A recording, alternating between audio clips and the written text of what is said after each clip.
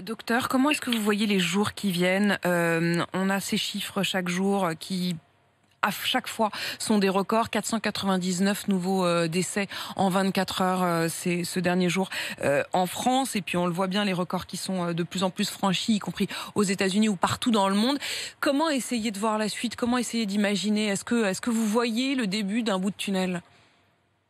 Alors pour être clair, tant qu'on n'aura pas passé le fameux pic épidémique, qui je l'espère devrait arriver dans les 15 prochains jours, ce chiffre va malheureusement continuer à augmenter et la tension sur les hôpitaux va continuer à être là. C'est pour ça qu'il faut réagir et ventiler, si je puis dire, les lits d'hospitalisation pour faire de la place pour accueillir des malades.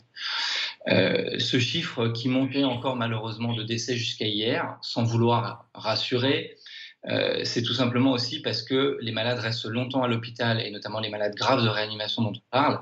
Et donc les décès qu'on dénombre aujourd'hui sont hélas des patients qui étaient atteints parfois de la maladie depuis un certain temps et donc certains même avant le début du confinement. Donc on peut espérer que grâce au confinement, et j'insiste à nouveau sur la nécessité du confinement, on voit un peu cette pente ralentir et pour permettre d'absorber au mieux le pic et donc faire baisser le nombre de décès.